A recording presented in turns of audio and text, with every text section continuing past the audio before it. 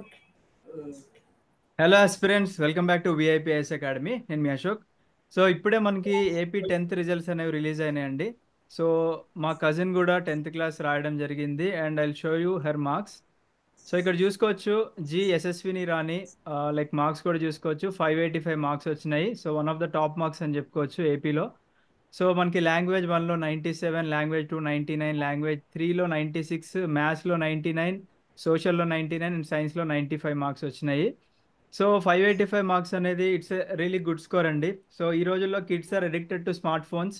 But ఇవన్నీ కూడా balance చేసుకుంటూ అసలు 585 రావడానికి తను ఎలా స్కోర్ చేసింది అనేది ఒకసారి తన మాటల్లో విందాం. సో ముందుగా congratulations Yashaswini. Thank you. So ఎలా వచ్చినాయి అసలు 585 మార్క్స్ రావడానికి? What are your efforts? Efforts అంటే లైక్ మార్నింగ్ లైక్స్ చదవడం, ఈవినింగ్ స్కూల్ నుంచి వచ్చాక చదవడం, తర్వాత స్కూల్లో కూడా టైం వేస్ట్ చేయకుండా చదవడం. అంటే టీచర్స్ చెప్పిన వరకు ఎప్పటికప్పుడు చేయడం, అలా చేయడం వల్ల 585 వచ్చింది. Okay. So like what is your ambition? అంటే నెక్స్ట్ ఏమవుదాం అనుకుంటున్నావు? డాక్టర్ అవుదాం. డాక్టర్ చేద్దాం. ఓకే, డాక్టర్ అండ్ యూపీఎస్సీ రాద్దాం అనుకుంటున్నావా లేకపోతే ఓన్లీ డాక్టర్? డాక్టర్, యూపీఎస్సీ కూడా. అంటే ఫస్ట్ డాక్టర్ మెయిన్ ఎయిమ్ కాబట్టి డాక్టర్ అయిపోయాక చేద్దాం అనుకుంటున్నాం. ఓకే.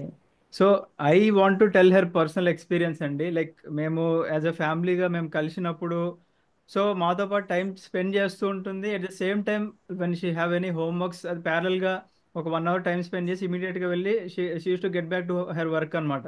సో ఈ రోజుల్లో నేను ఇంత సీరియస్గా ఇంత డెడికేటెడ్గా ఒక పర్సన్ని చూడలేదు.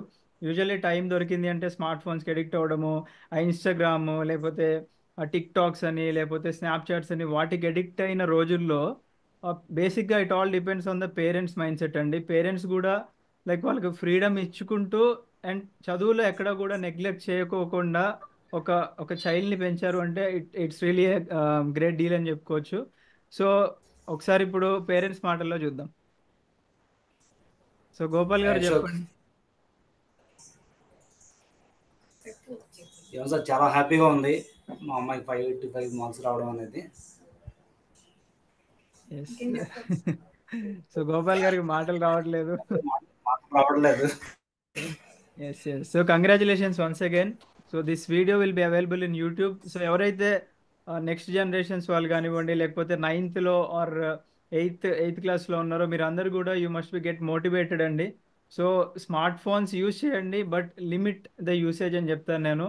అండ్ స్టడీస్లో ఎక్కడ కూడా నెగ్లెక్ట్ చేయకండి. ఈ రోజుల్లో as you know the software అనేది కంప్లీట్గా పడిపోతుంది. సో మీకంటూ ఒక గవర్నమెంట్ జాబ్ ఉంటే ఇట్ విల్ బి బెనిఫిషియల్. లేదు అనుకుంటే ఏ కైండ్ ఆఫ్ బిజినెస్ కానివ్వండి లేదా మీకు ఏదైనా మీ ప్యాషన్ ఉంటే ఆ ప్యాషన్ వైపుగా వెళ్ళండి. But don't get too much addicted to the smart phones. And one more important information ఏంటి అంటే ఎవరికైతే రిజల్ట్స్లో తక్కువ స్కోర్ వచ్చినా లేకపోతే ఫెయిల్ అయిపోయినా this is not the end.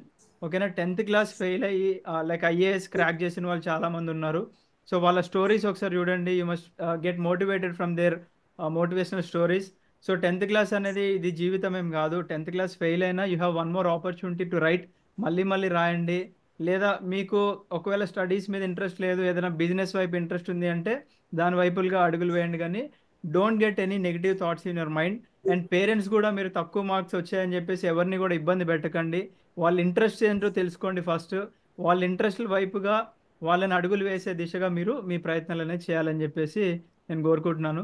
So thank you everyone. So 10th class pass అయిన స్టూడెంట్స్ అందరికీ కూడా all the best and congratulations అండి మీ యొక్క ఫ్యూచర్కి అండ్ అలాగే మీరు స్కోర్ చేసిన మార్క్స్కి.